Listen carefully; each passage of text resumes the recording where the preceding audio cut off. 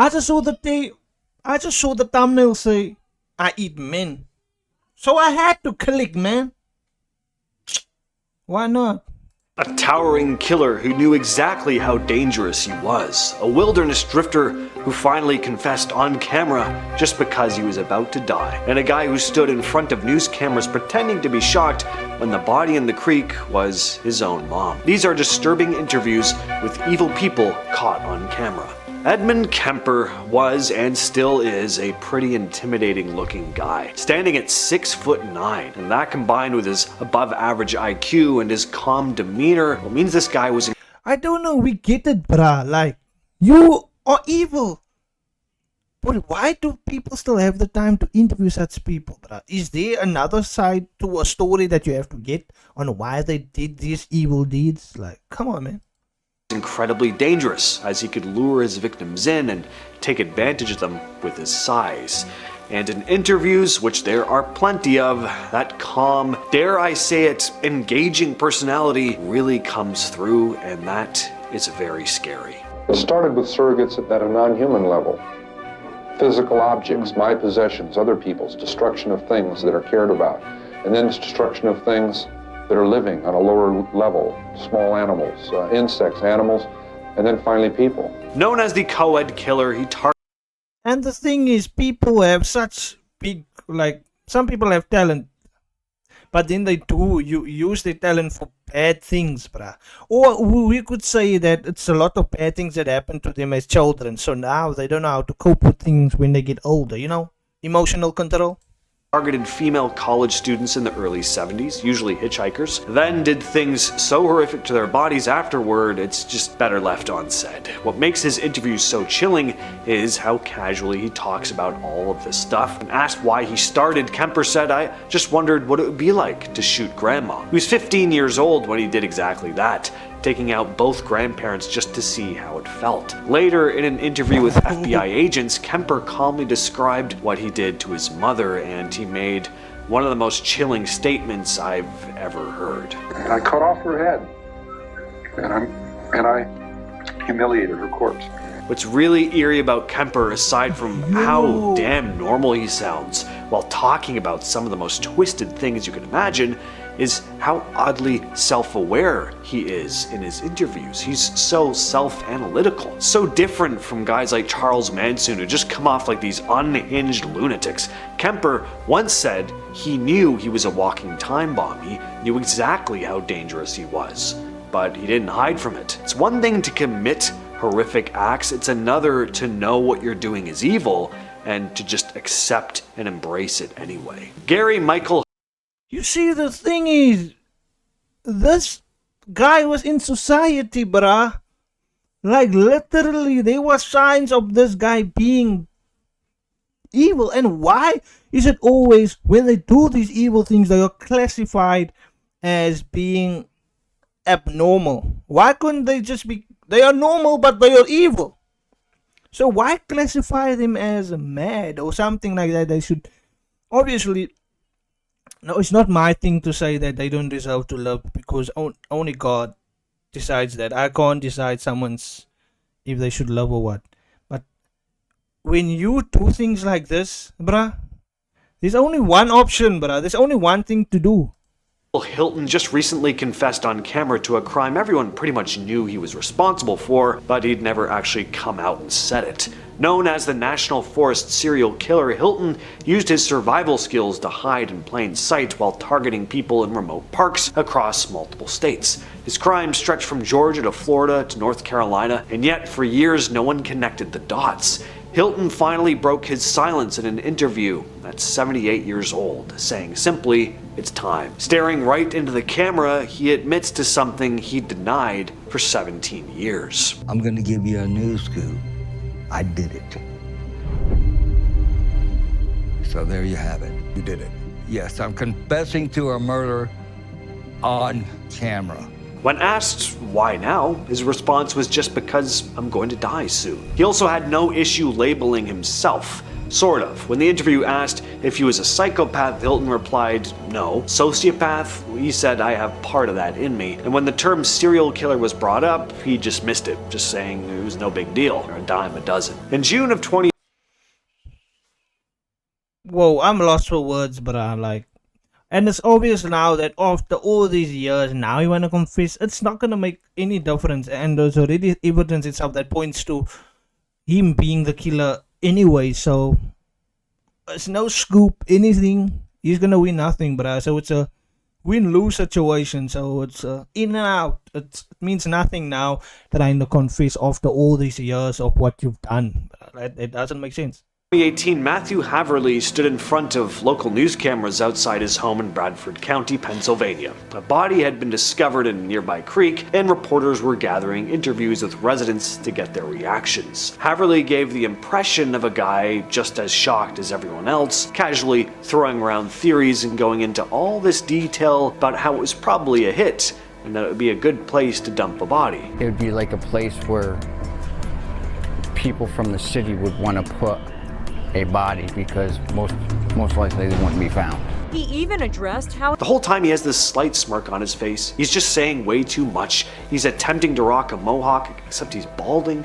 The guy would just be on my list of suspects immediately, and unsurprisingly, it turned out he killed the woman in the creek. What was surprising was that it was his own mother. Authorities later determined she'd been struck in the head and dumped in the creek behind their home. He ended up pleading no contest to charges including involuntary manslaughter, tampering with evidence, and more.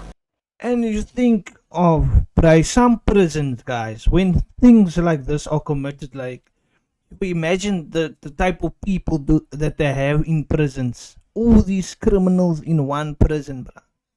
And you must also think like these people are not afraid of certain things. I don't know if there's like a penalty in some countries where they unalive you when you do a certain crimes, but I know mostly in Arabic countries, I'm not so sure, or let's say Middle East countries. I'm not sure even if it's like that in America, but I know it used to be. I'm not sure. But yeah, let me know in the comment section about that. Gary Ridgway, dubbed the Green River Killer, targeted women in Washington state from the early 80s to the late 90s. He'd pick up women, earn their trust, and then take their lives in secluded areas. Ridgway later admitted that he chose his victims carefully, often targeting those less likely to be reported missing right away. In his interviews, what's most disturbing isn't just what he says, it's how casually he says it. At one point, Ridgway admits he used a photo of his son to get his victims to feel comfortable. Every time I opened up my wallet, there would be a picture of my son on one side, behind my ID, here's my ID, I hide my name, and they'd see that, and that would lower any big defenses. In another moment, he describes a time he picked up a woman while his son was sleeping in his car. I killed her, he says flatly, and I'm real sure my son didn't see it. Ridgway confessed to so many killings he said he lost count. Some believe the real number may be as high as 90. In court, Ridgway showed little emotion except when the families of his victims spoke, and even then, it was hard to tell if it was real remorse or just a show. I don't know how it will be if I must be in situations like that. I think it's different for everybody, bruh. There's no way that you can forgive a person that has done so much harm on you. But I think you should, because then it will give you peace, bruh. Because if you're not going to forgive that person, it's always gonna haunt you. Like basically, then you're giving them the win. Like you are going to suffer now because of what they have done. Obviously, it's a very, very sinful, very evil thing to do, to lose a loved one. And especially in ways like this, where people get unalived for other people's crazy motives. So yeah, crazy. So what do you got? You know what I'm saying? Yeah. In this video, a man named Robert Pickton is seen in his jail cell boasting about his heinous crimes. And what crimes were those? Well, let me just start by saying that Robert Pickton's case doesn't even sound like something that happens in real life. It just seems too gruesome to be real. A pig farmer in British Columbia, Canada, Picton was found to be behind a series of unspeakable crimes. Started with the disappearances of women, many of them working in the downtown east side area of Vancouver. Eventually, Picton's farm, a large, isolated piece of land, became the focal point of the investigation. When a search was carried out in 2002, they found human remains. Some were identified, others were found mixed into meat he'd make sausages with. See, Picton's parties, which he often threw on the farm, had become a major red flag. He'd lure women there, usually street workers, and a lot of them would never leave. He was convicted of 6 crimes in 2007, but it's believed that Picton may have been responsible for far more than he was charged with. Authorities didn't have enough evidence to convict him on those, though. I'd never I would always say that it's very it's a key thing of all these stuff that's happening is how the person grew up. Like it's definitely how the person grew up. What happened to him as a kid? Something happened and snapped, and then he thought this is the way out. This is the way I'll be going. How I will be solving problems. Sometimes people think like unaliving people that brings them joy inside, bro. And then that's the right thing to do. This is a very satanic thing. Heard of this guy until today, Samuel Little. Turns out he's one of America's most prolific serial killers, and man, the way he describes his crimes is chilling. He sounds like this friendly grandfather telling stories about his younger days. He has this inviting smile, he makes jokes, he comes off as such a pleasant guy, really nuts, and it also makes sense. It's how he was able to charm his victims before killing them. My legs and pull to the water. That's the only one that I ever killed by drowning. So Samuel Little killed women across the United States from like the 70s to the mid-2000s. He took so many lives. 5 years back, this series of prison interviews were released where he was talking about several of his crimes and the victims, most of which were women. He was convicted of 8 killings but confessed to 93. He died in 2020. I was living there. And it's crazy how these people are like happy because of what they've done, bruh. Of all these crimes that they committed, they are so happy about what they've done. Like, it doesn't faze them.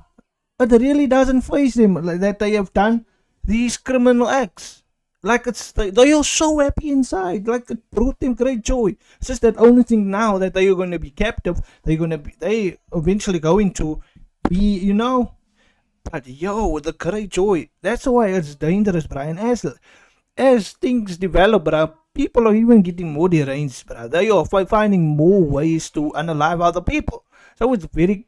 But this is only in America, though. There is a more broader thing. So this is America's side of deranged people. I shouldn't say deranged people, bro, because now you're just giving them the credit, like saying the reason they are doing that is because they're crazy. I wouldn't say they are evil, man. They are evil. That's the main cause of this whole thing, that they are evil.